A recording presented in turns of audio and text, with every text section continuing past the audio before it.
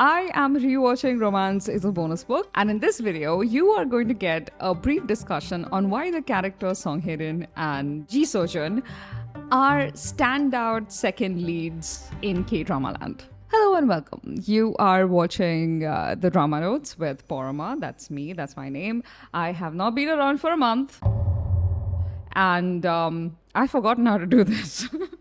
I don't remember how to record videos anymore. I've also had a bad viral. And while I was out sick, I started rewatching Romance is a Bonus Book, which is my comfort watch, and I go back to it every year and a half. This is a drama that came out in 2019. It stars Lee Jong-suk and Lee Na-young, both splendid actors, but somehow together.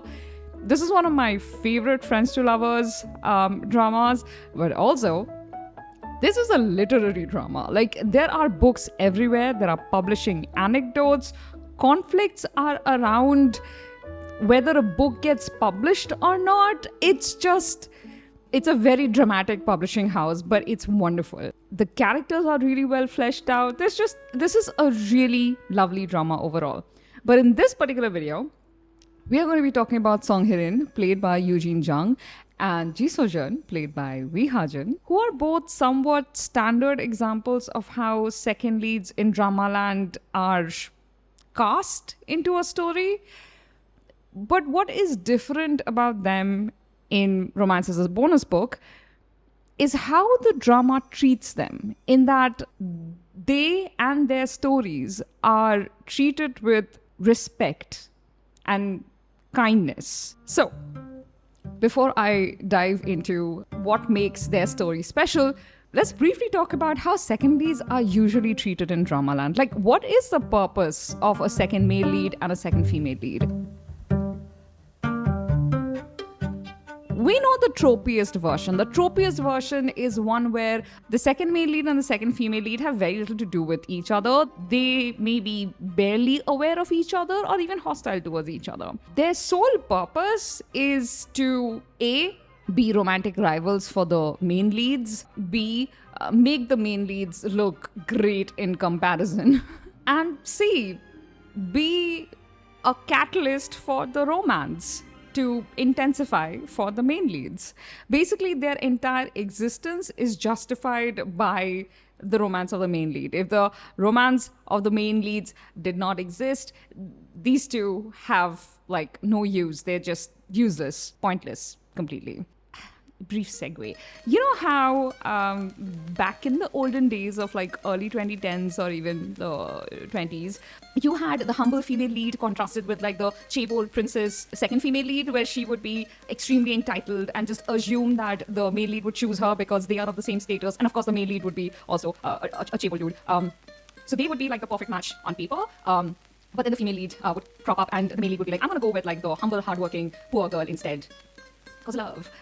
And similarly, you had the second male lead who would be carefree and burdenless and just be happier and mentally more healthy. And definitely the option most of us would want the female lead to go with, except the male lead is just pathos written and he has the burden of being rich. And also just have sad backstory. His mom probably left him like 99 out of 100 times. His mom left him for some reason. Yeah, he needs her more. And so she goes with the worst choice. I had a point. The point, I suppose, is just that the second male and female lead would be the exact opposite of the male and female lead. Like, they had to be the alternative, and the alternative had to be contrasting. It couldn't be very similar. And of course, there were exceptions, but that is what they were. They were exceptions. In majority of the cases, this is the formula they followed. Now, I understood what the purpose of the second male lead and second female lead has always been. But there has always been a few things that have bothered me, and I've made videos about them before. The first is how the second female lead is always made into this jealous bitch where she is just a terrible human being, especially to the female lead. Even if they were friends before, she would turn on her the moment she realized that the male lead's interest is directed towards the female lead and not herself. The second thing that I hated was how the male lead would treat the second female lead, in that even if they were supposed to have grown up together or like had a long association for some reason or the other, he was always dead cold to her, as if like being even polite was just like too much for him. And I think women found it romantic back then, and even now I know that there are some corners of the world and the internet where women find it very romantic when they're not only nice to them, but like really rude and frigid to all other women. But if that's your guy, there's something wrong there. He should at least be able to manage polite friendliness with everybody. And if you are choosing to be polite depending on the gender of the other person, there's something deeply wrong with you. And there's something deeply wrong with your partner if that is the behavior they're expecting from you. The next thing I have an issue with is this insistence that Dramaland has that even if the female lead and the second male lead have been friends, once the main couple get together, that friendship can no longer exist. Either the second male lead has to move away somewhere, they can never contact each other. The male lead gets jealous if there's even like the slightest bit of contact, but it doesn't matter. That friendship no longer matters. That is instantly broken. It basically implied that if he's even around, that means he's a threat to their love, and it bothers me so much. You cannot be friends not just because a man and a woman can't be friends, but because it might make your partner insecure. If your partner's that insecure, there are deep problems in your relationship. That friendship is not the issue. Your relationship is. Have an open conversation, hash things out, go to therapy. Finally, the way the rejection of the second male and female lead usually happens and the way they react to it. I've always really disliked how the second male leads refuse to take a no. Like, the female leads usually are very considerate, but like firm in their rejection, which always very nicely done. But the second male lead is always like, you have a right to say no, but I have a right to keep loving you. And I'm like, just take the no. Take the no. Move on. And the only thing that finally stops them is when the female lead and the male lead are in a solid relationship. So basically, if I say no, that doesn't matter. If I have a man next to me, that is the no that you're going to listen to. I hate that. I hate that so much. I hate that very, very much. And yeah, aside from all of that, the final thing is I don't like how the second male and female lead don't really have internal lives. Like, their existence is primarily to facilitate the main storyline for the main couple. And whatever little side plot that they might be part of is given very little room to breathe or screen time. Okay, so now we jump into Romance as a Bonus Book. And let me introduce you to Song Hae-rin first. Song Hae-rin, played by Eugene Jung, is an editor in this publishing house. And she has been mentored by Eun-ho, played by Lee Jung-suk, who is also a co-founder of the publishing house as well as one of its best-selling authors. Of course, he multitasks in his success. Anyway, they have a really warm friendship. They can tease each other. They know each other well. They know each other's working style really well.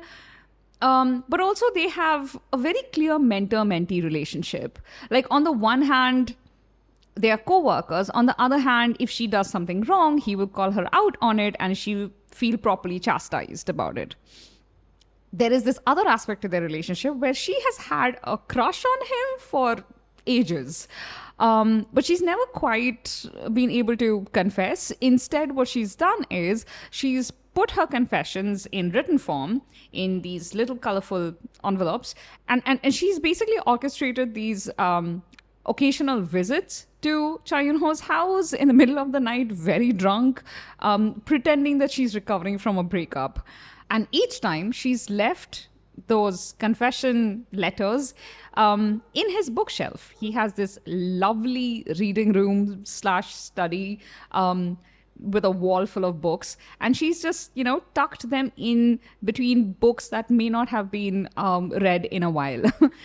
And it was basically her slightly cowardly way of confessing, where she left it to chance. If he finds them, then he'll find out about her feelings and give her an answer. If he doesn't find them, then she'll just continue the way things are, because she's also afraid of being rejected or their relationship changing.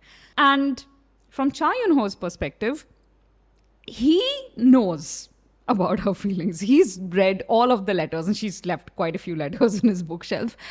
And he's then quietly tucked them right back where she had left them, so that next time she came back and checked, she would still find the letter right there, and her dignity would be preserved. She would feel like, okay, fine, he still doesn't know. He realized that yes, she has a crush on me, but he also, it's like a delicate balance. Like, they are co-workers. He doesn't want to hurt her feelings, also doesn't want to make their working relationship uncomfortable. So what Cha Eun-ho has been doing all of this time is he's just been allowing her to get over him and not showing any romantic interest in her, always treating her like a kid. He's been very patient. Is that the best way to deal with such a situation? Probably not.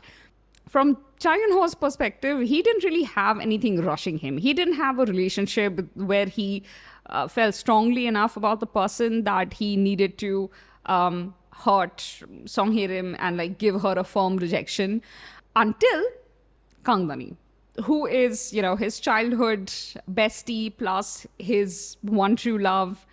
When Kang re-enters his life and starts living in his house, and eventually she falls in love with him, when their romance starts, it's finally imperative for him to actually confront Song Hae-rin's feelings and put an end to it, especially because Kang also ends up working in the same publishing house that the two of them work in.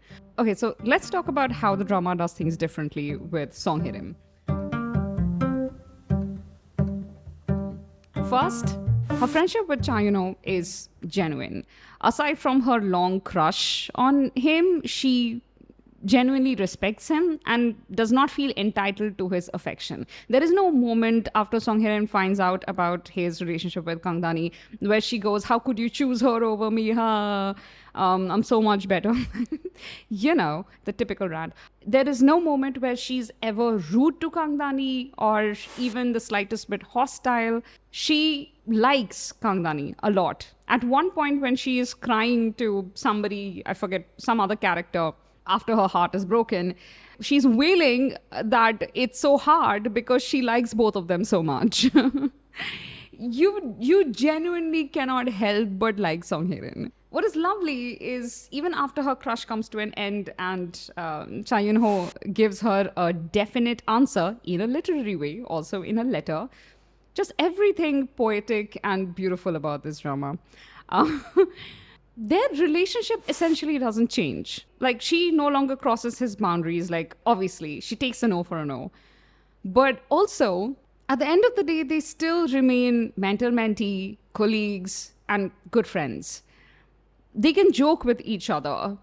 She can be clear that she has a heartbreak, but still not show bitterness towards him. Her parents, when they find out that she's rejected, come to avenge her on him. And poor Cha does get kicked and pushed around a little bit. I found that entire sequence very funny. But when he's sending them off in a taxi, they also look at him and go like, "Oh, he's such a good boy." It's too bad.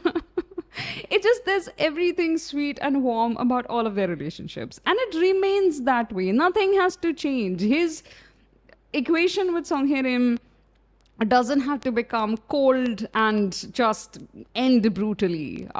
He doesn't have to become cold towards her.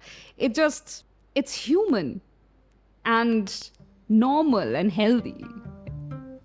I found that really nice. Next, let's talk about Wi Ha-jun's Ji Seo-joon. I don't know why I find it so funny that the names rhyme. Ji Seo-joon is a book designer, and he is very much in demand, and he is contracted to work with the same publishing house where our main cast works. And the way he enters Kang Dani's life is a bit whimsical and random. He just meets her on the street. It's a coincidence. But he finds her attractive almost immediately, and he starts pursuing her. Now, Kang Dani has exited a really rough marriage, had a really bad year of trying to interview and find a job, but she has like a 7-year gap in her work record. That sounds wrong. Resume. And that makes it almost impossible for her to get back into her old field of advertising. And so, nearly hopeless, she finds a low-paying job in this publishing house, pretending she has lower qualifications than she actually does. And that's its own conflict, something that I always feel very riled up about whenever I watch this drama. So she has gone through a really rough patch. And Ji Seo-joon's attention, his clear admiration towards her, is something that is like a balm to her ego, which has been smashed to smithereens by her ex. She's in her late 30s. She is a divorcee. She has a child. She is still of the generation that believes these are flaws at the start of the drama. But, as she's living life, meeting more people, confronting more perspectives, she herself starts questioning that thinking. You don't see a lot of that said aloud, but you can see it happening within the plot. And one of the first instances of this is during their first date, where she tells Ji Seo-joon that this is how old I am. And Ji Seo-joon is in his early 30s or maybe in his late 20s. Basically, there's like a 7-8 year gap between them. And he was not expecting that. He was also not expecting her to be a divorcee or have a child. Because he was not expecting any of these things, his reactions were completely unplanned, unpracticed. The reactions were basically on automation, something that your conditioning and your upbringing dictates, and not your logical mind. He basically embarrasses himself and her unintentionally. And she ends the date, and he's apologetic about it. But, she's like, fine, it was a one-time thing. He's never going to ask me out again. But, she goes home like grumpy. She goes home to Eun-ho, grumpy. And she's like, well, is it a crime that I'm a divorcee and have a child? And he's like, of course not. But on the other hand, she's also fighting those conventional ideas, because when Eun-ho says, basically implies that he would have no problems dating somebody who's 8 years older, a divorcee and with a child, she reacts to it like that's a bad thing. It's very auntie of her. But over time, over a few episodes, you start seeing how she sees herself differently after a while. At a much later point in the drama, when Eun-ho is confessing his feelings for Kang Dani, and Kang Dani, she's still not ready to accept it or be in a relationship with him. He asks if it's because she's a divorcee. Is it because of that prejudice? And she's like, of course not. I have a long life before me. I plan on dating more. I absolutely will be in another relationship. I will find love again. That arc is like a very minor thing in the background, but I found that moving. And also, what a lovely thing for the second male lead to trigger, because I do believe it was done very smartly. Ji Seo-joon's status in life, as well as his age, basically any of those material factors are very similar to Cha Eun-ho. They're both successful in their own fields. They're both well known. Instead of providing like some kind of violent contrast between the two men, they are actually similar, but also, of course, individuals. They're, their own people. there is no tropey difference between the two of them. Kangdani genuinely likes Ji Seo-jun. She likes their dates. Like, oh, by the way, he redeems himself. He comes back, apologizes. She's not ready to quite forgive, so he courts her over time, invites her to these meals. They discuss books. They find common interests. They laugh together. They develop a really lovely friendship. And of course, he's pursuing her with like a relationship in mind. And she knows that. And while they are in this phase, she is also getting used to the idea of herself as a desirable woman. I don't think dramas do this enough, like using the second male lead for this purpose. Not just to show the audiences that the female lead is desirable, but to show her that she's valued and attractive and desirable, and that her social flaws are not really flaws. Which brings me to the way the final rejection happens between Kangdani and Ji Seo-jun was particularly striking to me, and I really enjoyed it. Because how they did this was, before Kangdani started her relationship, like officially, with Cha Eun-ho, she has to break up with this guy. And the way she does this is basically they are both busy with work. And so he reaches out to her a couple of times to invite her out for meals, but she doesn't quite respond to his texts or calls. So a few weeks pass without them being much in touch, until one day they finally go out for a meal. Like, she asks him out for a meal. And he brings that up. Like, I tried to get in touch a few times, and she was like, I didn't contact you intentionally. I had a reason for that. But before she explains herself, she asks him, how was it in the last few weeks? Did you think of me a lot? Did you miss me a lot? And he's startled by this question. And the way he responds is like, he doesn't want to hurt her pride. He's like, well, I was really busy. I had a lot to think about. I had this new project going on. And she's like, no, I understand perfectly. So did I. But what I'm trying to point out is that we didn't really miss each other. It wasn't that big a deal that we were not in contact, that we weren't seeing each other, that we weren't talking to each other. We don't need each other, basically, is what she's trying to say. And this is what leads her to her very gentle rejection, where she's like, I want to keep doing what we are doing now, which is meet up occasionally, have, what were they having? Some kind of noodle together, udon, I think, and talk about books that we love, and just, have discussions, enjoy each other's company. But I think that is where it should be. I think that is the perfect place for us. He can't really disagree with it because she's right. Her example was perfectly correct, and he doesn't do that thing that second male leads do, which is like, well, you get to say no, but I get to keep on trying. No, he doesn't do that, which is why he's a solid second male lead. Good boy. And finally, they stay friends. It's never an issue. It's never made into a thing where them staying friends is somehow encroaching upon the main couple's relationship. How hard was it? You just made them nice people.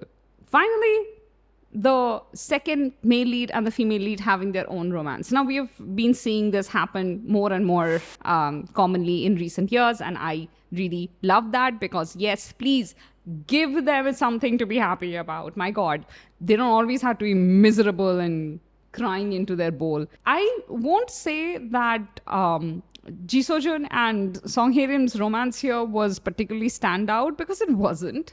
But it was, again, sweet, and it was nice watching their scenes together. And it was believable to me that Song Hae-rin, being like the determined little like bunny that she is, would just like hop into Ji Seo-jun's heart without him quite realizing it. And then when eventually, towards the end of the drama, she's like, well, my parents want me to go on this, blind date. He's like, what? Wait, when I am there? And yeah, that was cute. Okay, yeah. So I just wanted to talk about these two.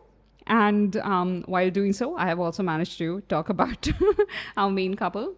But yeah, let me know if you have thoughts about Romance is a Bonus Book or other second lead couples whom you have loved and whom the drama has treated well. Like, I am genuinely not talking about dramas like Business Proposal, for instance. Like, they were neither romantic catalysts nor really providing contrast. Like, their purpose has nothing to do with the romance of the main leads.